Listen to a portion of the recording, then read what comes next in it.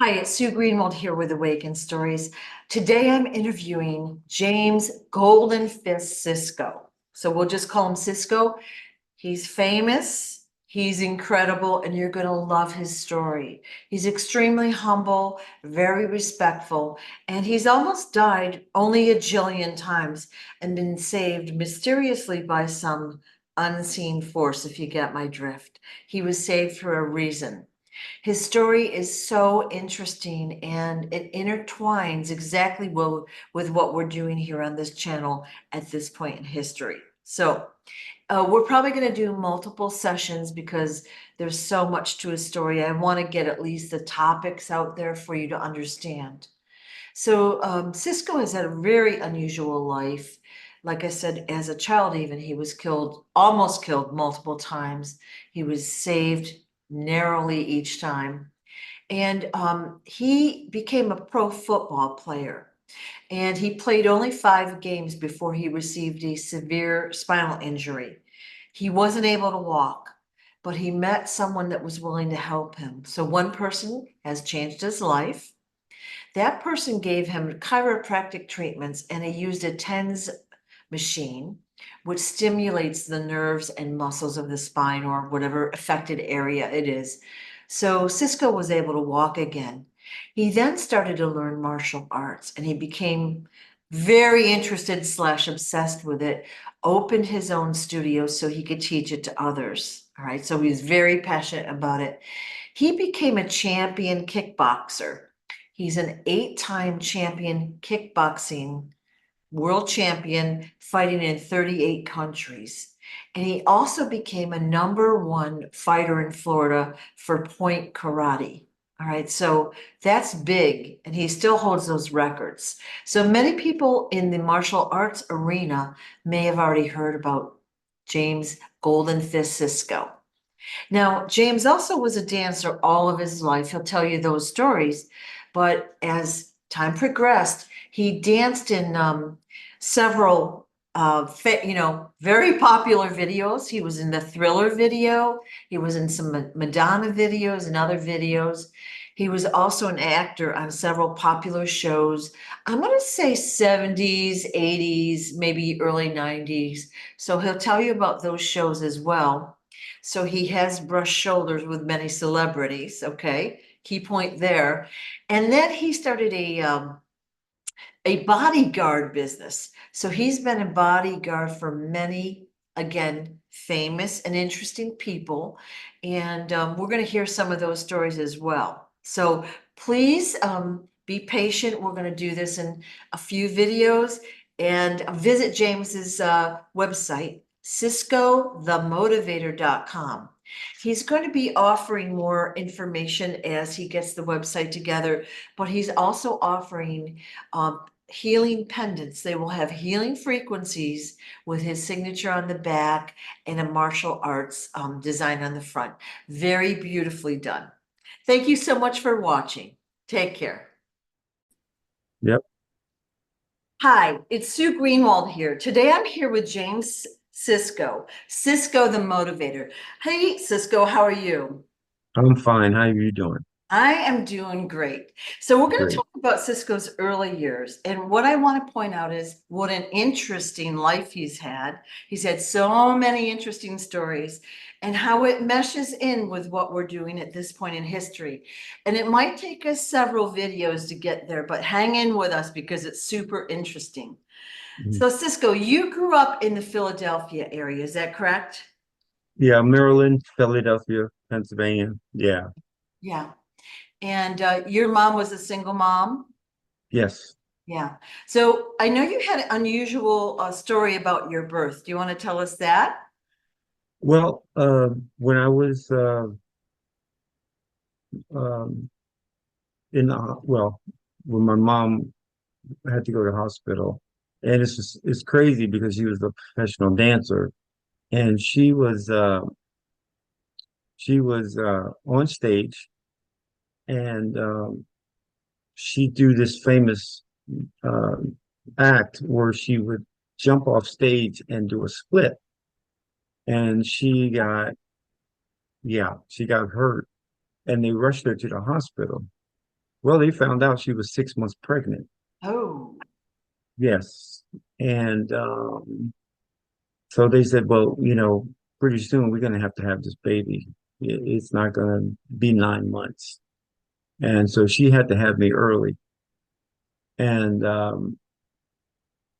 when they were in the hospital and she had me, somehow I got mixed up and I was sent to another mother.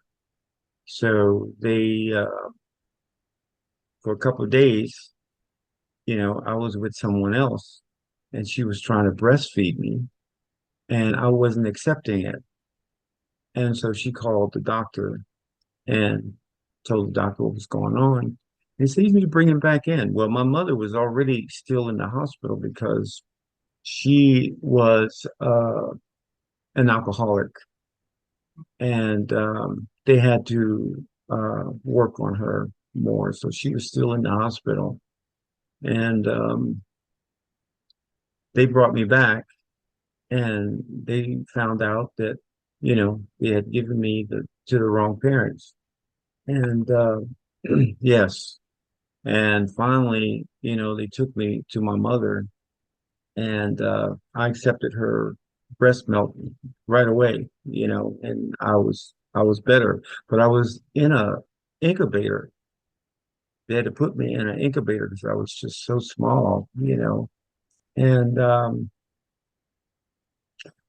yeah, they found out that they had given me to the wrong mother, and things started off just like that.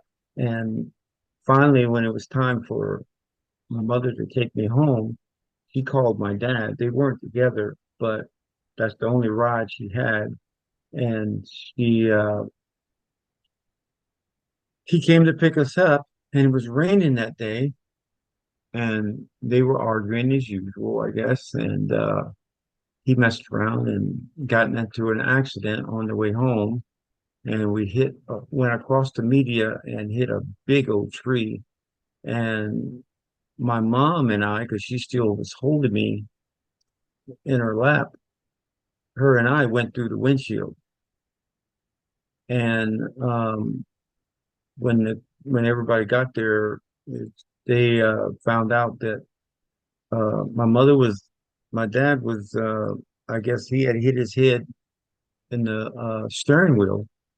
But when they found my mother and they finally woke her up, and she stepped crying and screaming, "Where's my baby? Where's my baby? Where's my baby?" oh, And they were like, "What? There's no baby here." And she goes, "Yes, yes, yes, my baby, my baby, my baby, find my baby." And finally, they was searching and they found me about 13 feet away from her. And they said I was just laying there with my eyes open. And I was just, that's like, what? And I had a little scratch on uh, my head. Um, but so you're a yeah, premature baby and you flew through the air, let's say 13 plus feet, and yeah, landed okay. okay, just laying Wow. there. Right. Yeah, yeah. Right. So, there's just a couple of things that I felt that, you know, God has always been there for me, protected me for something special. And so yeah, that's to me, that's where I feel I started, um, understanding that, you know, the devil has a purpose, but God had a better purpose. Yeah. And I just focused on that, and all the things that I went through as a kid, with my mom being an alcoholic. And I knew she loved me, but when you are an addict, sometimes that addiction takes over. Totally. And yes, so, as I grew up, I was always pretty much taking care of my own self. I used to have my beatbox and I used to get up early in the morning and get my cardboard and my beatbox and go down around the corner downtown and dance, and people would throw money at my feet, and I'd make money for lunch at school. And then after school, I would go down and dance some more. So I have something to eat at night because I knew when I got home, there was nothing in the refrigerator except ice cubes and water and her liquor. So, or her beer, Wow. you know. So Let me yeah, ask you a couple questions. Did your mom have you at the 6 month mark when she fell off the stage? Or was it a little bit after that, but you were still it was a premature? little bit, it was a little bit after that, but Okay, they said that she definitely would have to have me sooner. okay. And do you have any brothers or sisters? Not on my mother's side, no. Okay, all right, Um, I do have a half brother on my dad's side, and I have a half sister that I recognize, that I know of. right, okay. Yes. Okay. And So, oh, I'm sorry to interrupt. So when you went and danced on the street corner, like you were a naturally good dancer, it sounds like, but did your mom like give you lessons since she was a dancer? no, no, never. Okay. Matter of fact, she didn't even want me to be a dancer. Oh, So she didn't teach me anything. How I learned, well, I knew she could dance, but most of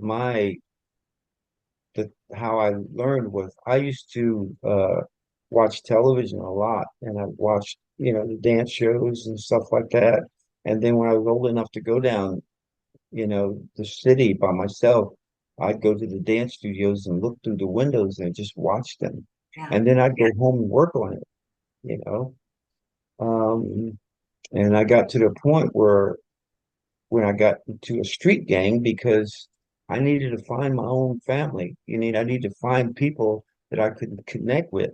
Right. And I did have an Aunt Emma that really she tried to take care of my mother and myself, you know, but then she couldn't do it all. And then keep her alive from her husband and everything. So,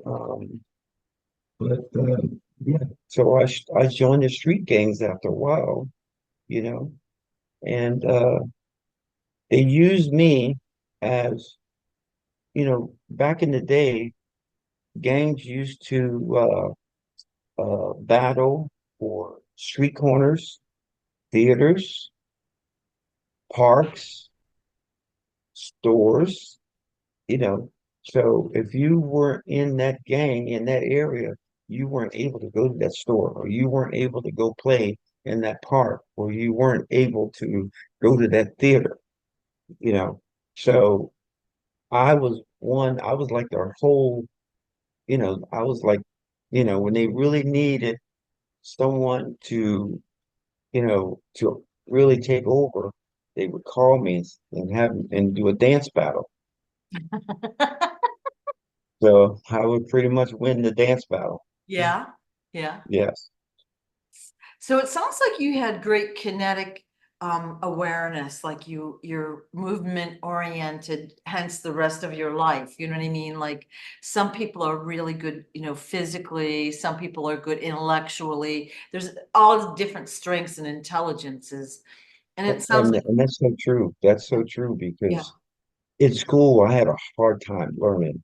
I had a hard time.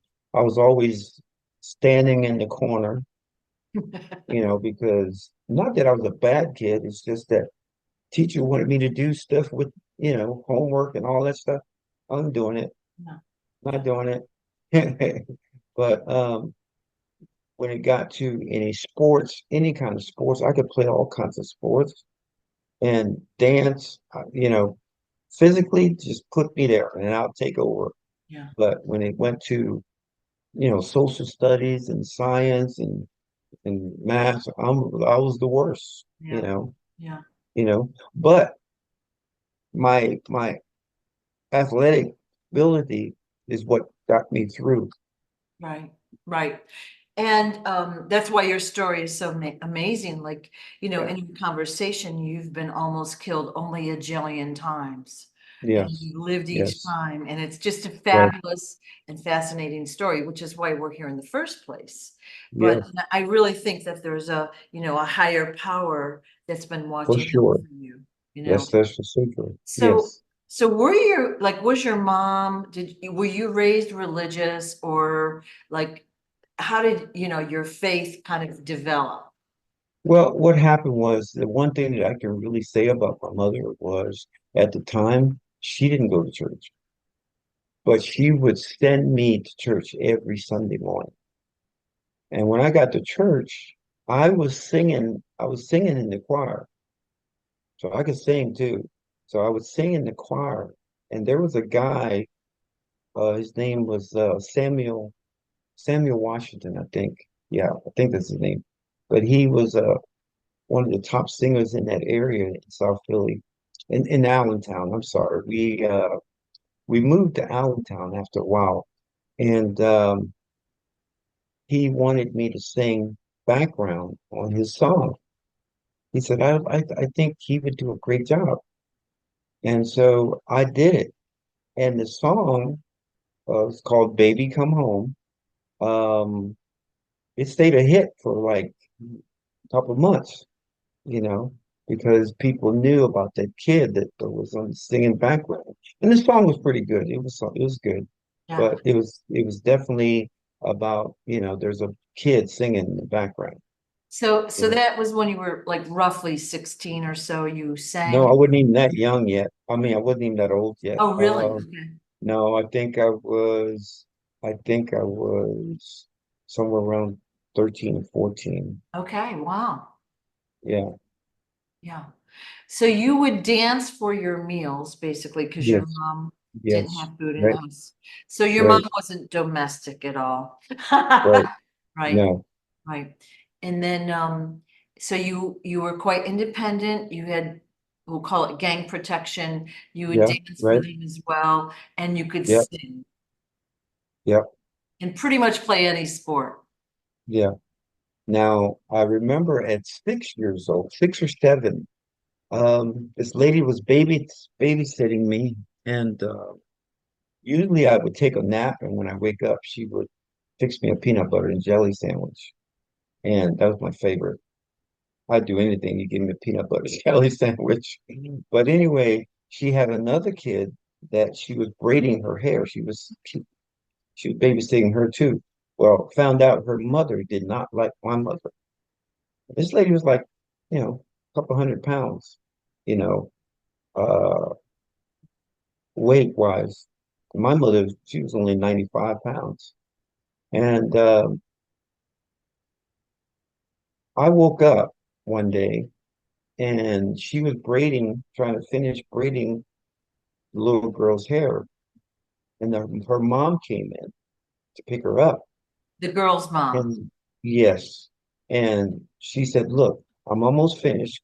And I woke up at the same time when she came in. And she said, "Would you do me a favor? Would you go in the kitchen? There's peanut butter and jelly sandwich. And there's bread. Would you fix him a peanut butter and jelly sandwich and give it to him and let him go out on the porch in the back?" And she said, "Yeah."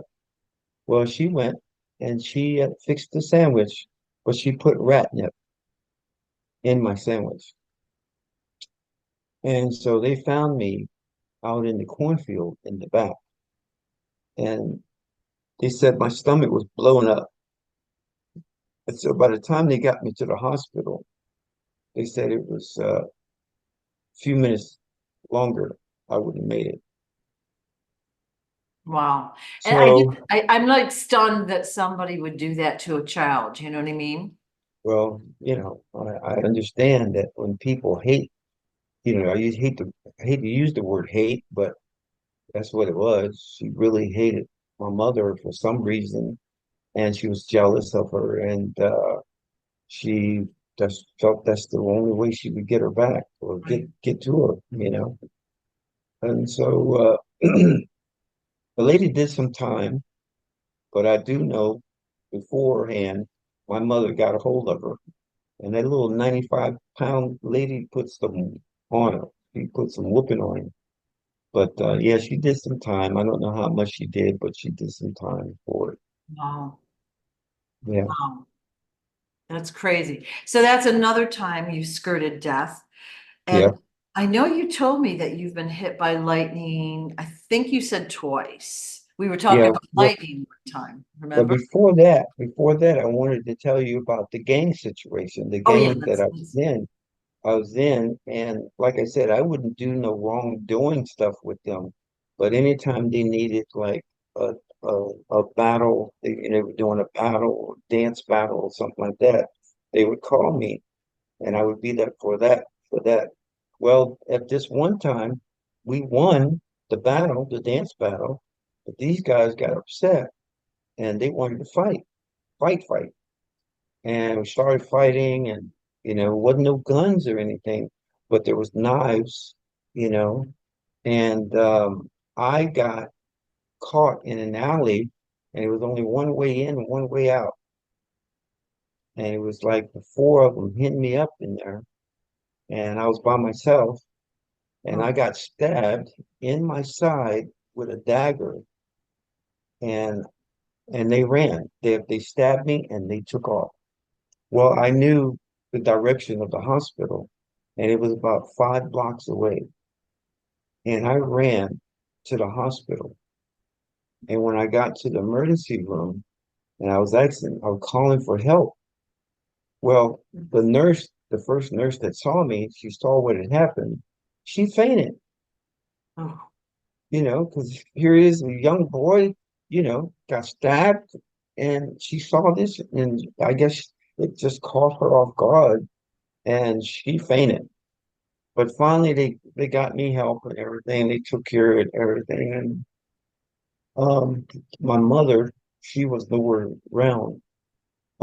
So my uncle had to come and pick me up, and he took me to his house. So I started staying with my uncle because they found, between my family, the family that was a part of my life, they finally said, you know what, B, that's my mother's name. She's just not able to take care of him. So they were figuring out who was going to adopt me from my mom. And it winded up. Now, my Aunt Emma did take me for a while, and we went to Virginia Beach, and we stayed over there because my Aunt Emma's husband was in the military, and, close to Lejeune, that's where we were. And but my mother's brother, who he was the oldest of, it was four of them. It was him and four girls, or three girls. So it was my Aunt Emma and my Aunt Sarah, and then my mom was the baby. So he said, they decided, Aunt Sarah had kids, and my my Aunt Emma was so far away. So my uncle said, I'll take him. So he decided to take me. So I started living with him. And that's when, I had to move out of the city, and we moved out in the country of Kutztown. And we were staying in Kutztown, but I was going to school in Nutrapoli, Pennsylvania, which was called the school was uh, Northwestern High. okay. So when I started that school, I was in junior high, and then I went until I got out of there. But yeah, so I was going to Northwestern High, and that's when my life changed for the better. I was away from the street thugs and the street life and stuff like that. But I got put into another typical life was I felt like I was a slave because he made me cook, wash dishes, clean up. He had animals. I had to feed the animals and clean the pens, and he was a crew leader um, as well. So he had about 60 guys living on a camp. And then during the day, he would he would have his he was a policeman as well. So he did his time, the policeman, and he'd come home, but he had guys working under him to take care of the crew and all that stuff. And then at night, he was a guitar player. He was a country guitar player. And so he'd go out and play at a couple of different bars and stuff like that. Well, he knew I could dance. So what he would do is pick me up from school sometimes, and he would let me go and perform with him. So he would play the guitar and I'd dance. I remember people throwing money at my feet. And then he'd take a break, take me home. I had to do my chores before I did my homework. He'd go back and finish his set, but he kept me, he put me in his wife's hands. And she used and abused me like no other. But I had to do what I had to do. So basically, I want to ask just a couple questions previous about how old were you when you got stabbed in the side? About that was around 13, 13. 13. And that's Yeah. pretty much when you went with your uncle right Yes. after that. Yes. And then, Right. so they thought because they're taking you in that they could take advantage of you. And I mean, like Hmm. everyone in the household should pull their weight and do chores. Yes. Okay, but Right. you were doing it all, it sounds I like. did it all. I did it all. So you did school, you occasionally danced and did the music thing, but you always had those chores every single day. In the morning, I had to get up about 4 o'clock in the morning Yeah, because I had to fix breakfast. I yeah. had to fix the sandwiches for the guys. I had to fix their lunch and breakfast Wow. before. And then I go to school. When I come back, I had to go back and do chores and clean and everything else, Yeah. you know. So the only time I think it was 3 times a week he would pick me up to go dancing and I'd do sets and then he'd bring me home and I had to finish doing chores and stuff. But other times I just had to come home and do my chores before I could do anything. Yeah. Yeah. Well, here's the positive out of that is you got a good work ethic and you know how to do all of that stuff. You know what I Oh mean? yeah, for Yeah. sure. Yes, yes, So you're yeah, self-sufficient and you had, structure, but again, it sounds like they totally took advantage of you, you know? yeah, Yeah. really. Yes, for So sure. so then what happened kind of after that? Well, as I got to like around 16 years old, um, I found out, I don't know, that he did care about me. And he had a 49 Chevy swayback. That thing was so pretty. You could eat off the motor. And for my 16th birthday, because like I said, I thought these people didn't like me. Because the other thing just before that is he'd take me hunting with him. I don't like to hunt. I don't want to shoot any animals. That wasn't I don't want to do that. And he said, boy, if you don't shoot that rabbit, I'm gonna shoot you.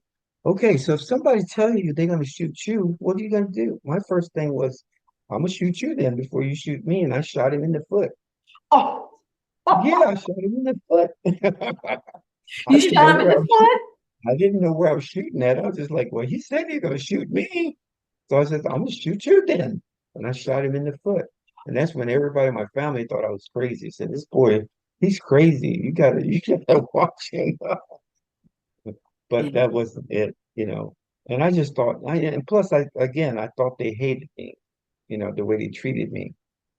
And so finally around my 16th birthday, I found out he gave me the 49 Chevy. To this day, I still think about that Chevy.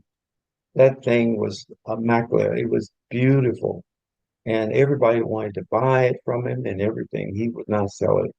Well, when he gave it to me for my birthday, 3 days later, someone had stole it. They found it over a cliff. No. Yes, they found it over a cliff. It was all banged up, all just, I mean, it hit the bottom. I don't know, it could have hit before, but the motor came out of the car. Wow. That's how hard it hit. The motor came out. And so it was just too much, you Yeah. know, and Yeah. So I have lots of questions now. yeah. Did he give you the car before you shot him in the foot? Yes. He did. Um, After you shot him in the foot, like, did you get in trouble? I didn't get in trouble because, like I said, I didn't know what I was doing, Yeah, yeah. you know. So I wasn't trying to shoot him, but I was like, when he said you're gonna shoot me, I just like, I'm not gonna do this. I'm not, and I just like boom, and the bullet went and hit him in the foot, you Wow. know. Yeah. So And did they have their own kids, your uncle and aunt? no, Okay, so you were no, there, like, yeah, yeah, yeah. okay. All right. Wow. And so once the car went over the cliff and got smashed up, was there like insurance money or anything like that? Well, he had insurance on it and everything, but he didn't give it to me. Yeah, yeah. Uh, so that's when things turned really bad after that, really bad. And she started treating me so mean because she wanted that car so bad, and he gave it to me. And so that made things worse between her and I. Okay. And it kind of made things worse between my uncle and I too. As much as I loved him, but it's just all the lies that she would tell, no matter how hard I clean or whatever, when he came home, she would always make up stories that I didn't do this, I didn't do that, you know, because all she wanted to do is just sit and do her thing and go and do what she wanted to do, and she didn't have to do no work and stuff. Yeah, yeah. I was really much making her life so much better. He didn't have to do anything. And he kept telling lies, so he would still beat on me and stuff like that and make things worse. Can you sit up a little bit? It's hard to, the Yeah. micro, I don't know what just happened, but you keep blipping out. So what happened after that? No, so I ran away. Oh, okay, okay. Yeah, I ran away. And I had saved some money. And so I took that money and I had a friend that was in Pennsylvania, but she said she had moved to South Florida. So she said, you can come here. So I got on a bus and I went to South Florida. And I had $1,900 on me. By the time I got to Delray Beach, Florida, I had no money. Someone stole it from me. Wow. Yep. Now, do you have any suspicion who did that? No, Wow, okay. So another no, hard lesson there. no, no. Wow. I I think what happened was I got up to go to the restroom and I wasn't thinking that I should took my bag with me. Yeah. And they knew what they were doing. And they just knew where I had the money at. And they just went in there and got the money, Right. and the bag was still there. They didn't take the bag. They just took the money. Right. Okay. So Wow. pretty much when I got to Delray Beach, I pretty much was homeless. And I didn't find her right away. Oh, Took me a couple of days because she had left town. She didn't know when I was coming. So it wasn't her fault, you know. So I had to wait a couple of days. So I was sleeping under bridges and you know, behind grocery stores and on buses that had been broken down and stuff like that, you know. So until I found a job. wow. Yeah. Wow. Okay. So about how old were you then? 16, 17? 16. All Yeah, right. I was 16. And so you kind of ended up dropping out of school. Did you go to school? I finished school, but the way I had to do it was I had to get a job first, and then I started going to night school. Okay. And so I'd work during the day and go to night school. And yeah, and till I got to the point where, I could go and take the tests, pass. Yeah. Okay. Wow. Okay. Now there were two or three other stories that you told me that Hmm. I may, we don't have to do everything chronologically, but I want to make sure we tell the story. One Yeah. is about being hit by lightning. Hmm. And I thought that the first time happened when you were younger, like six-ish, but I could be wrong. And you were struck more than once. Okay, Um, so one time I was in the barn with another guy that was about 19. He was 19. He was a smoker, and we were up in a two-story barn. This was before I left Pennsylvania, and we were up in a two-story barn, and he was smoking, and it started lightning and thunder and raining and everything. And I said, "Man, you need to put that cigarette out." And he said, "No, man, I'm okay. I'm all right." And lightning hit once, the first time it hit, because it hit twice. It hit once, and it shook him up, and he went one way, and the cigarette went the other way, you know, and he didn't even know where it went, and so we didn't even see it, you know, and then the lightning hit again, pow, and it came through the two-story. There was an opening, the door, uh, 2 stories, right. and it hit, and that's when the fire struck. Its fire started, and I kept telling him, man, we couldn't go down the stairs because the fire had already started there. We couldn't go that way. The only way we had out was to jump out of that door or that window uh, that was upstairs. And I kept pushing him and pulling him. Come on, man, we got to jump. We got to jump. And he said, no, no, no, I can't jump. I can't jump. And so finally, I had to jump. And yeah, I did hurt my ankle, but at least I'm still alive. And all I could do was hear him screaming. So I had to go to therapy because I could be talking to you and all of a sudden he's screaming and his face would appear in front of me. And I just go crazy. So I had to go to therapy for a couple of treatments, you know, until I felt better about it, wasn't seeing that anymore. So yeah, that was the first time. That's awful. Yeah, Awful. yeah. Yeah. And So, then the second time it was like I was about young 30 years old, yeah, yeah. and that's when I was teaching karate and everything. And I was taking my students to a karate tournament, but they were staying over that night and they were going to leave early that morning. And it started thunder and lightning. And we were watching a movie. And I went to the kitchen to get something out of the refrigerator, a drink or something. And the lightning came through the window and hit the refrigerator. And when it hit the refrigerator, it knocked back, you know. And the kids, they heard what happened. They ran in. They said I was laying on the floor. And so they called 911.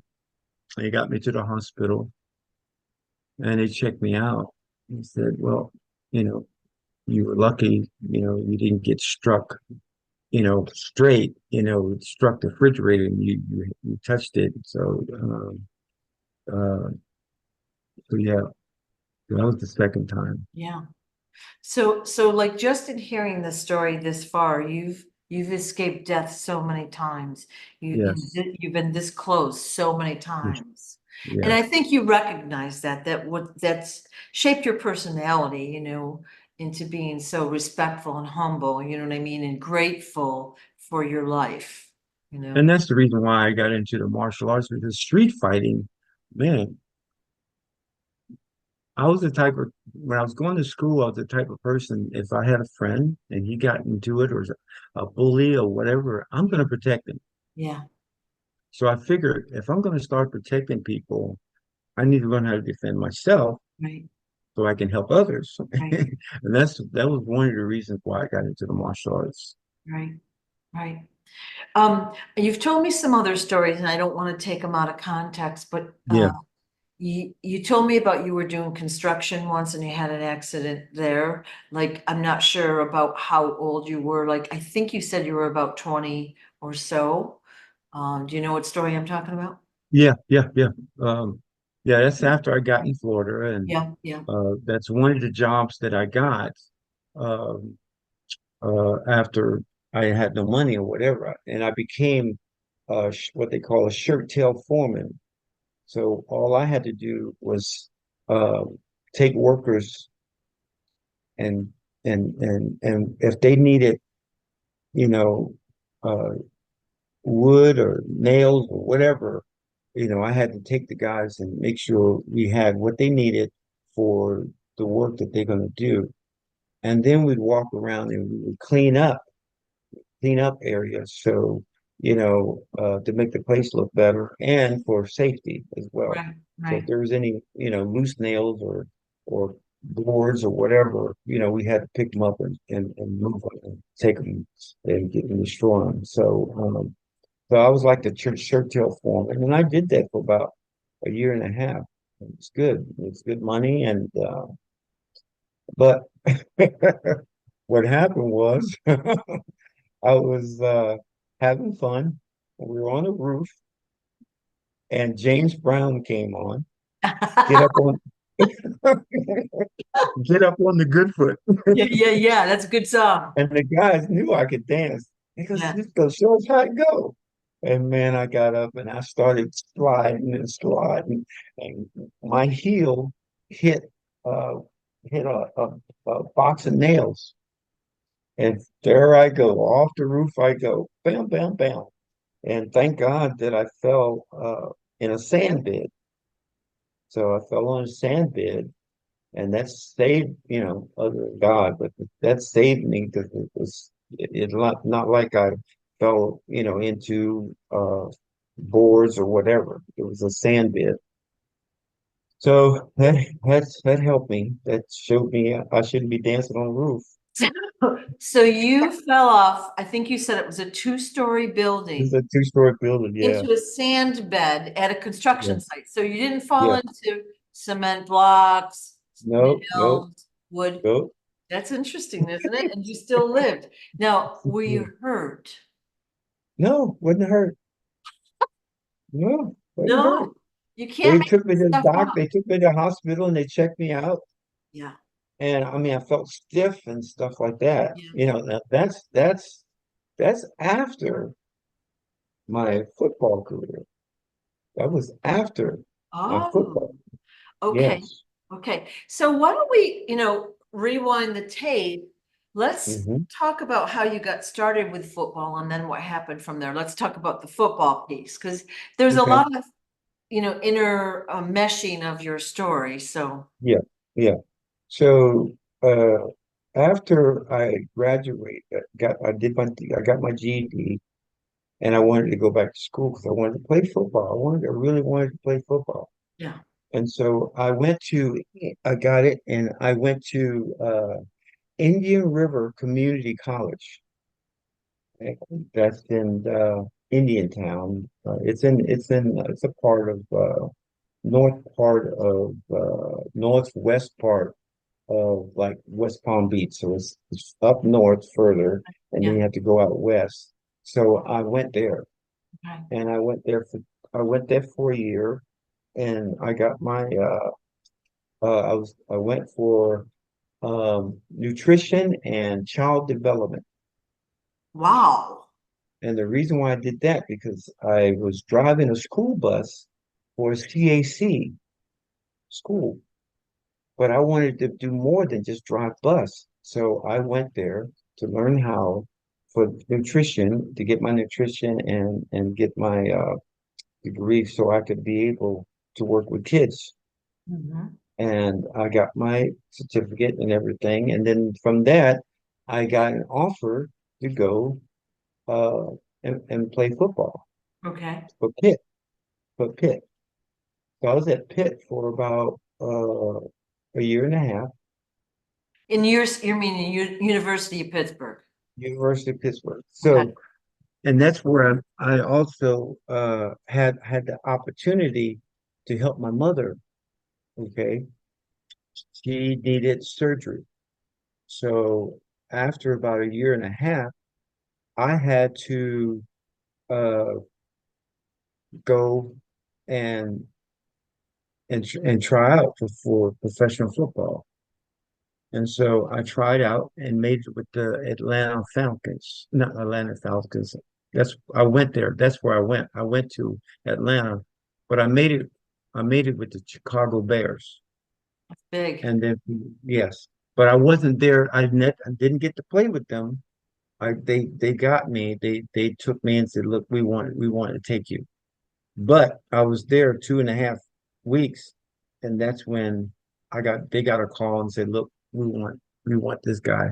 And so Boston Patriots, they took me because they needed a fast guy and they wanted a good punt return guy. So I left from Chicago and went to uh, uh, back to Pittsburgh. Not back to Pittsburgh, but back to Boston, and I played for the Patriots. I only got to play 5 games, and that's when the accident happened where I took a hit in my spine, and I would say I ran it all the way back to about the 20 on their side, and that's when I took the hit. I didn't fall, kept spinning, and then another guy hit me, and another guy hit me. But finally, about that last hit, I was in the end zone, so I got the touchdown, and my teammates came jumping on me and stuff, and they were glad that I got the touchdown. But when they tried to pick me up 3 times, they tried to pick me up, I'd flop right back down. I'd flop right back down, and then they noticed something was wrong, and they called and got me out of there and found out that when they got me in the hospital, they said my nerves had been shot, you know, and so I had no feelings from hip down, and 2 doctors said I would never walk again, blah blah blah, and stuff like that, and I'm like, I'm not going for that, you know. So I was in a wheelchair, and then I got this phone call that I should come back to South Florida. And I went back to South Florida. And that's when I got this job of working at a fitness facility. And all I had to do was sign up people.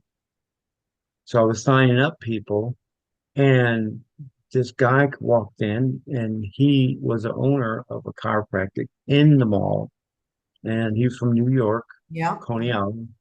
And he said, he asked me what happened. And I told him what happened. So he went back to his office and he came back about an hour later and he said, "Look, I don't want your money, but I just feel I can help you."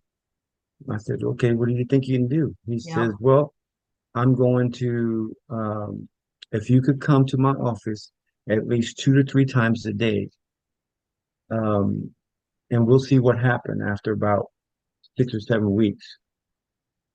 And I said, "Well, if you think it's going to take that long, okay." So that's what I started doing. That's what I started doing. So, Went to his office. Yeah, go ahead. so you were in a wheelchair Yeah, and you couldn't walk, but 6 or 7 weeks was too long to work. yeah. It's funny. It's funny. So, so you went to his office 2 or 3 times a day Yeah, for how long? treatment. Well, I would say it took about 8 weeks before I started feelings. So what he would do was the TENS unit. Remember the TENS unit? Yeah. So the one he had, it would crank up to about 10. And if you couldn't, they crank up about 10. I mean, I'll tell you what, it works. Right. Well, at the time when he first tried on me, I couldn't feel a thing. I'm just looking at him going, what's this supposed to Yeah. do? He goes, Yeah. well, just hang in there for a while. And so he would put me on the treatment for about 20 minutes every time I went in. And I would say the eighth week, that's when I started feeling tingles in my hips and my thighs. And he says, okay, we're on the right track. We know this is what we need to do. I said, what does that mean? He goes, you feel it, right? I'm like, yeah. I said, when am I going to be able to walk? He says, calm down, calm down. He says, we got to get the feeling back into your legs before you can walk. Okay. So now I'm like, I want to hurry up and get this thing on. So there's extra, is there extra stuff that I can do? He says, no, there's no extra stuff that you can do. He says, just do what I tell you to do and Right. you'll be able to walk again down the road. Okay. So it finally took 11 weeks until I got feeling all the way in my feet.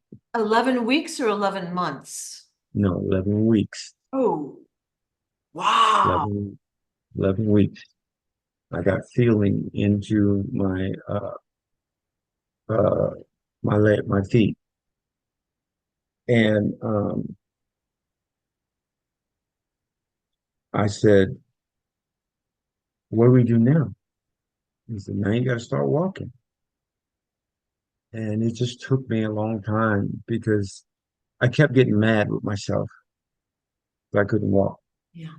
And the longer that I got mad with myself, he said, the longer you're gonna be mad with yourself, the longer it's gonna take. He said, you want to walk? You have to see yourself walking. You have to, every step you make, every step you take, you're going to have to, you Wow. know. Yeah. And so I'm like, okay. And it took a while. And then when when I finally got able to walk, you know, he said, well, what are you going to do now? He said, are you going to go back and play football? I'm like, no, I'm not going back to play football. He said, well, can I give you advice? I was like, yeah. He said, you need to get into like a martial arts class, not for fighting or anything, but get in where you can start working your muscles and ligaments and stuff and in every way, like all the kicks and punches and techniques they do. That's all you need to do. And then when you're able to do that, then you're on your way. You can figure out what you want to do. Wow. Well, I got to the point where I wanted to compete. I saw these guys competing. I said, well, once I get straight, I'm going to start competing. And that's what I did. I got into martial arts. I started competing. You know, I got to the point where I could still, I got back to my dancing where I could still dance and everything, you know, and I got shows. I opened up my own studio and I was teaching martial arts. I wasn't even a black belt yet. I was teaching martial arts. Yeah, I Yeah. was teaching martial arts. I had my dance studio going. Yeah, I did that for years before I even got my black belt. So basically you didn't know martial arts before You you know? healed Well, I yourself. knew a little bit because when I first learned in the city, I was going to this guy, but it was more like soft style kung fu. It was soft style karate, which was kung fu. It wasn't like those hardcore stuff. Okay. So basically you after you healed your spinal injury, do you realize how huge that is? I Like, know how huge that is. That's why I know, it was all God, you yeah, know. yeah. Yes. And I think you had the right mental attitude, but then you had somebody that was willing to take a chance on you Yep. and Yeah. treat you 3 times a day, let's say. Yes. Like one Right. person can positively change another person's life, right? Mm, And look what he yes. did for you. Yeah. Yeah. Yeah. Great. For sure. Yeah. Yeah. So then you started taking martial arts training in Hmm. earnest, and you Yeah. weren't even a black belt. So No. I don't know Mm, the range of belts and techniques or whatever, but then you opened your own studio where you taught yeah. others. Yeah. Okay. So you were really Yeah. passionate about it. Yes. Yes. I always wanted to help other people, Yeah. you know, and that's the reason why I did it. Yeah. And I got to, and then if they just wanted to learn fitness or whatever, I'd go to that gym where I used to work at, you know, Yeah. and the guy would let me come in and use the gym anytime I want. Yeah. So Yeah. I had my fitness, I had my fitness people, and I had my karate people. Okay. Okay. And you were also still dancing now that you could move again. Yeah, Yeah. right. Yeah. Yep. Wow. I feel like this is a good resting spot for our first segment.